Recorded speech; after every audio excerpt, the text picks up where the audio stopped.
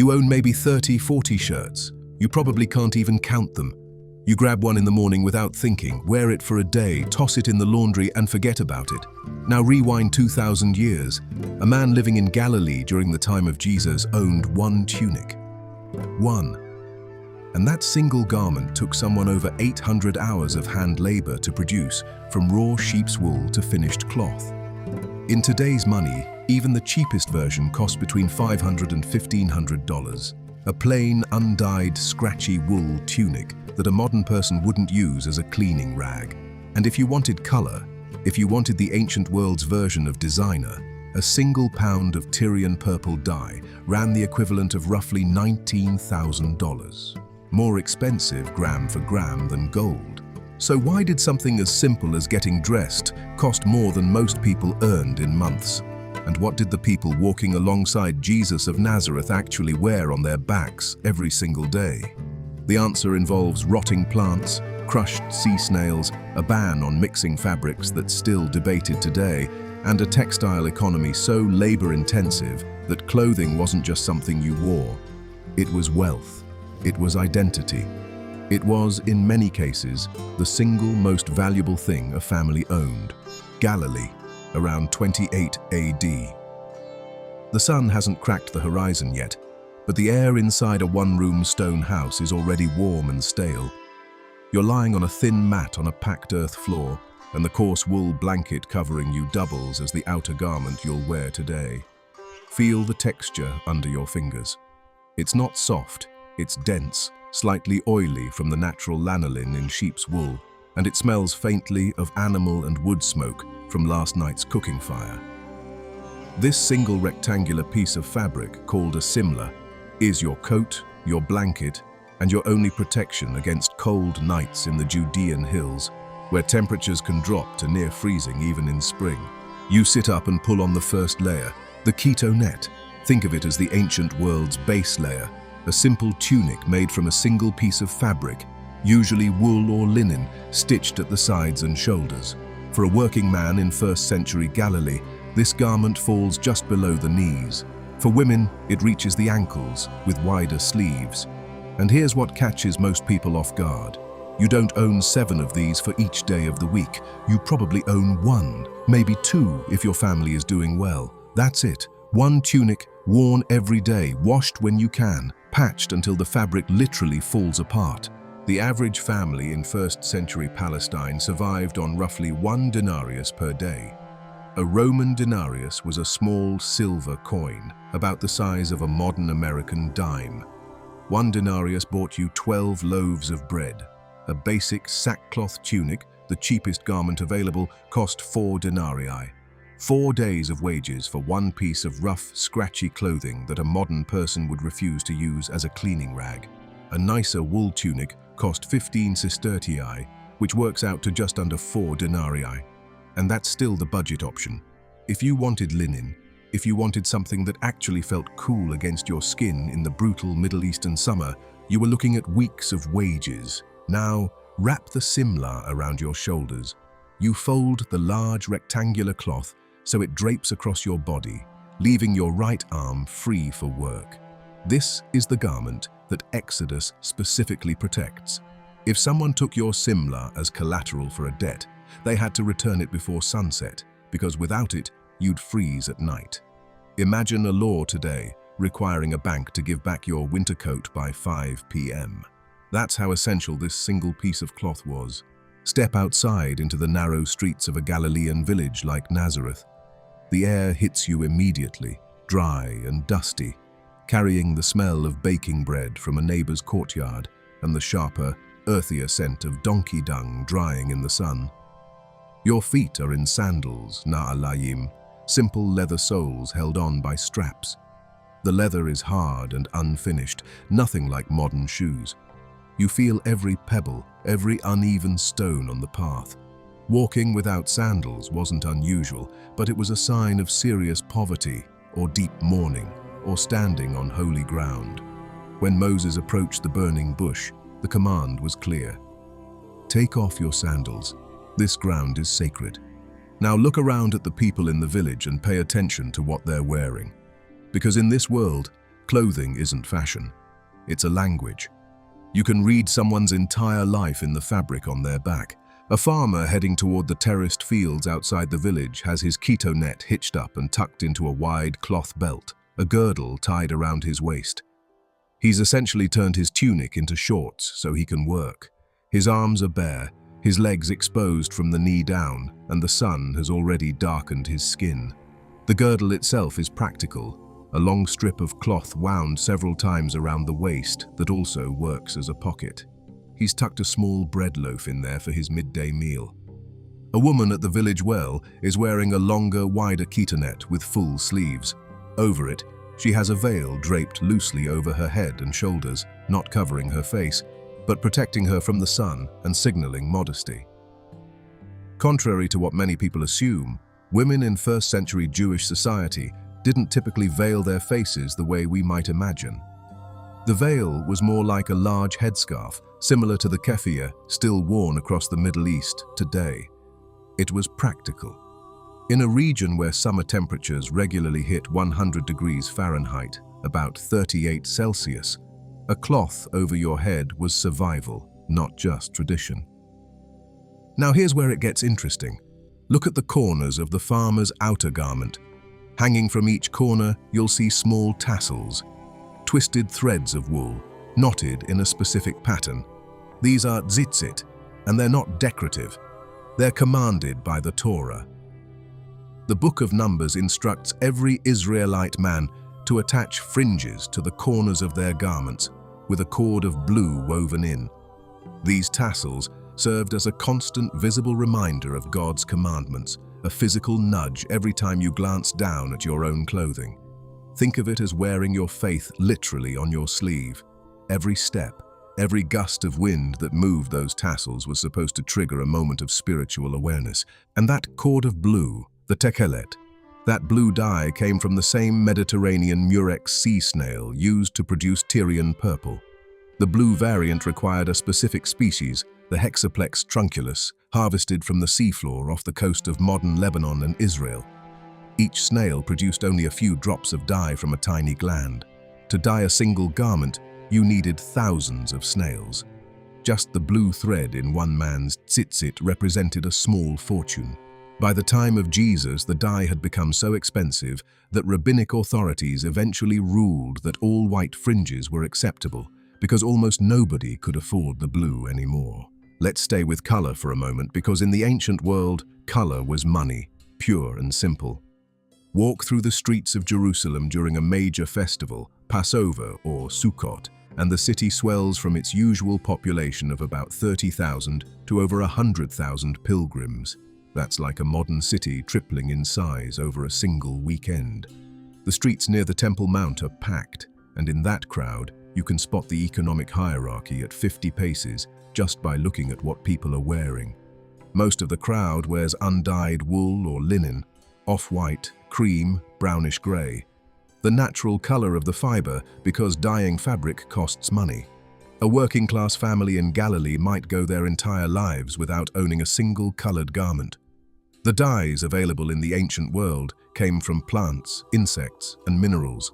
Red from madder root, yellow from pomegranate rinds or saffron, brown from walnut husks. Each one added cost because the dyeing process took time, materials, and skill. Then there's purple, Tyrian purple, the colour of emperors, kings, and the obscenely wealthy. Imagine the dye workshop, though you wouldn't want to get close. The stench of a purple dye factory was legendary in the ancient world. These workshops were banished to the outskirts of cities because the smell was unbearable. Here's why. Workers harvested murex snails by the tens of thousands, cracked open their shells, scraped out a tiny mucus gland about the size of a grain of rice, and piled the glands into massive stone vats. Then they added salt and let the whole mixture rot in the open sun for 10 days.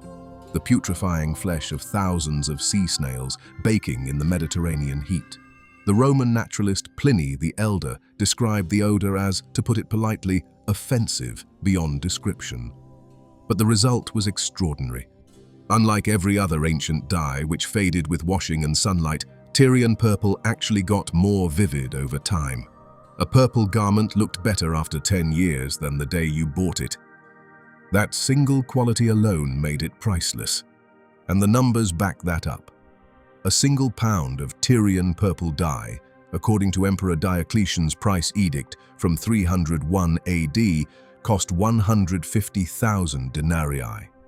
To put that in perspective, a Roman laborer earned about 25 denarii per day. That means 1 pound of purple dye cost the equivalent of 6,000 days of work. Over 16 years of labor for a single pound of dye. In modern terms, if the average American earns about $200 a day, we're talking roughly $1.2 million for the dye alone. Not the fabric, not the tailoring, just the color. No wonder the Gospel of Luke describes the rich man in Jesus' parable as wearing purple and fine linen. That single detail told the entire audience everything they needed to know. This man was wealthier than everyone listening to the story combined. And here's a detail that archaeologists only recently confirmed. Most ancient people who appeared to be wearing purple were actually wearing a clever imitation. Research led by the Israel Antiquities Authority analyzed textiles preserved in the dry caves of the Judean desert, fabrics that are roughly 2,000 years old. The expectation was that these purple-toned cloths would contain traces of genuine murex dye. Instead, the vast majority turned out to be fakes, double-dyed with a combination of madder root and woad plant to create a convincing purple look-alike at a fraction of the cost. Ancient fashion fraud, a 2,000-year-old knockoff industry thriving right under the noses of Rome. So the people around Jesus were wearing imitation purple the same way people today wear fake designer logos. Some things really never change. Now let's go deeper into how these garments were actually made, because this is where the scale of ancient textile production becomes truly staggering. Picture a woman sitting in the courtyard of a modest house in Capernaum, the fishing village on the Sea of Galilee, where Jesus based much of his ministry. It's mid-morning, and she's been spinning since dawn. In her left hand, she holds a distaff, a stick wrapped with raw wool or prepared flax fibers. In her right hand, she twirls a spindle, a weighted stick that twists the loose fibers into thread as it spins. This is how every single thread in every single garment in the ancient world was made, one thread at a time, by hand. Modern archaeological experiments have measured exactly how long this takes. To produce enough thread for a single basic tunic, starting from raw wool, a skilled spinner needed roughly 200 hours of work. That's 5 full 40-hour work weeks just to spin the thread. Then you still need to weave it, which takes another several hundred hours on a simple loom. Recent research from Norway reconstructed an ancient tunic from scratch using period-accurate methods and tools. The total production time? Over 800 hours of labor. That's 20 full work weeks, 5 months of full-time effort for one garment. Compare that to today. A modern factory can produce a basic t-shirt in about 20 minutes, 800 hours versus 20 minutes. That ratio, about 2,400 to 1, explains everything about why ancient people owned so few clothes and treated each garment like a major investment. Women did the vast majority of this work.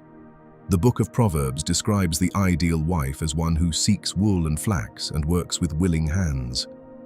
Spinning was so central to a woman's daily routine that it could be done simultaneously with childcare, cooking, and household management. A woman was never not spinning. Walking to the well, she spun. Watching children, she spun. Sitting by the fire in the evening, she spun. The spindle and distaff were as constant a companion as a smartphone is today. And the raw materials themselves required enormous effort before spinning could even begin. Flax, the plant used to make linen, had to be pulled from the ground at exactly the right stage of growth, then soaked in water for weeks to rot away the outer stalk in a process called retting. The smell of retting flax was another legendary ancient stench, comparable to the purple dye workshops. After retting, the fibers were beaten, scraped, combed, and dried for months before they were ready to spin. The entire linen-making process, from planting the flax seed to having a finished piece of woven fabric, could take over 2 years. Wool was faster but still demanding. Sheep were sheared once a year, usually in spring. The raw fleece had to be washed multiple times to remove dirt, dung, and excess lanolin. Then it was carded, pulling the fibers through toothed combs to align them for spinning. Every one of these steps was manual labor, performed without a single machine. Now let's talk about one of the strangest laws in the entire Bible, a rule that still puzzles scholars and theologians 25 centuries later. Leviticus 19:19 and Deuteronomy 22:11 both prohibit wearing garments made from a mixture of wool and linen. The Hebrew term for this is shatnez. You could wear wool, you could wear linen, but you could not combine them in the same piece of cloth. The one exception: the garments of the high priest in the temple, which were specifically commanded to be made from both wool and linen woven together with gold thread. Nobody knows for certain why this law exists. Some scholars argue it was about maintaining cosmic order, keeping categories of creation separate, the way the same chapter of Leviticus also prohibits crossbreeding animals and planting mixed seeds. Others suggest it was about separating the sacred from the ordinary, reserving the wool-linen blend exclusively for the priesthood. Still others point to practical concerns. Wool and linen shrink at different rates when wet, so a blended garment would warp and twist after washing. Whatever the reason, this law shaped everyday life. If you were a first-century Jewish man buying a garment at a market in Jerusalem, you checked the fabric the way a modern shopper checks a nutrition label. Wool or linen? Never both. Speaking of the temple, let's walk into Jerusalem and talk about the most extraordinary garments in the entire biblical world. The high priest's vestments were, without exaggeration, the most expensive clothing in the ancient Near East. You enter the temple precinct during a major festival and catch a glimpse of the high priest performing his duties. The sight stops you cold. He's wearing 8 separate garments, each one specified in exact detail by God's instructions in the book of Exodus. Start from the inside. A full-length white linen tunic, woven in a single piece without seams, reaching to his ankles. Over that, a blue robe, the Me'il, entirely blue, the hem decorated with alternating golden bells and pomegranates made from blue, purple, and scarlet yarn. When he walks, you hear them, a soft, rhythmic chiming that echoes through the stone corridors of the temple. Over the blue robe sits the ephod, a vest-like garment woven from gold thread, blue wool, purple wool, scarlet wool, and fine linen, all twisted together. On each shoulder, a large onyx stone set in gold, each engraved with the names of 6 of the 12 tribes of Israel, and on his chest, the breastplate. A square piece of fabric, roughly 9 inches by 9 inches, folded double to form a pouch. Set into it were 12 precious stones arranged in 4 rows of 3. Carnelian, peridot, emerald, turquoise, lapis lazuli, moonstone, jacinth, agate, amethyst, chrysolite, onyx, and jasper. Each stone engraved with the name of one of the 12 tribes, each set in a gold frame. The breastplate alone, with its 12 gemstones and gold settings, was worth more than most families would earn in several lifetimes. On his head, a white linen turban with a plate of pure gold fastened to the front, engraved with the words, "Holy to the Lord." Now try to calculate the cost of this outfit in modern terms. The gold alone, between the thread, the settings, the chains, and the forehead plate, likely weighed several pounds. The gemstones, the Tyrian purple and blue dyes, the fine linen. Conservative estimates put the modern equivalent somewhere north of $1 million. Some scholars have argued it could reach several million for a single set of clothing worn by one man. And here's the contrast that would have hit every person in that temple crowd. They're standing there in their single undyed wool tunic, the one garment they own, watching a man draped in gold, gemstones, and colors worth more than their entire village.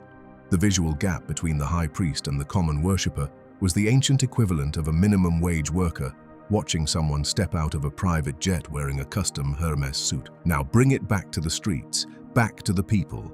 You're walking along the road between Jericho and Jerusalem, one of the busiest trade routes in the region. The sun is high, the air is dry, and the dust sticks to the sweat on your skin. You pass a group of Roman soldiers marching in formation. Their clothing is completely different from anything a Jewish peasant wears. Wool tunics dyed red or undyed, covered by segmented armor. Leather sandals with hobnailed soles that click against the stone road. Heavy wool cloaks for cold nights. The Roman military was one of the largest consumers of textiles in the ancient world. Clothing an army of roughly 300,000 soldiers required a supply chain that stretched across the entire empire. You pass a merchant from the east, possibly a trader from Syria or Mesopotamia. His garments are layered, colored, embroidered at the edges. A silk scarf, impossibly smooth, catches the light. Silk was the rarest textile in the 1st century Near East, imported from China along the trade routes that would later be called the Silk Road. A pound of silk cost the same as a pound of gold. This single merchant's outfit probably cost more than every garment in the Galilean village you left 3 days ago.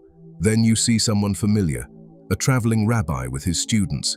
His clothing is simple, a plain wool chitonette, a simla draped over his shoulders, leather sandals, a cloth wrapped around his head against the sun.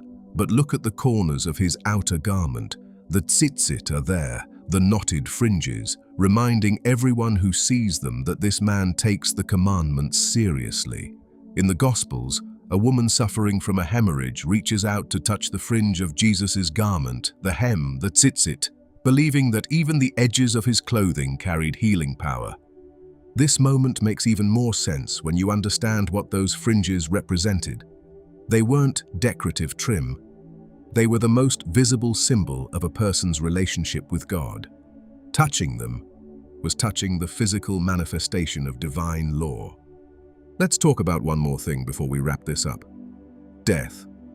In the ancient world, burial clothing mattered enormously. When someone died, they were washed and wrapped in linen strips or a linen shroud. The Gospels describe Jesus being wrapped in a clean linen cloth after his crucifixion, provided by Joseph of Arimathea, a wealthy man. That detail matters. Clean linen was expensive. A burial shroud of fine linen was a final act of honor and respect that only the wealthy could afford. The poor were buried in whatever they had, sometimes the same simla they'd been wearing every day of their lives. A separate cloth, a sudarium, was placed over the face of the deceased. The Gospel of John describes this cloth folded and set aside in the empty tomb. In Jewish practice, these burial linens were deeply significant, a final layer of dignity wrapped around a person who would possess nothing else. And there's something worth sitting with for a moment.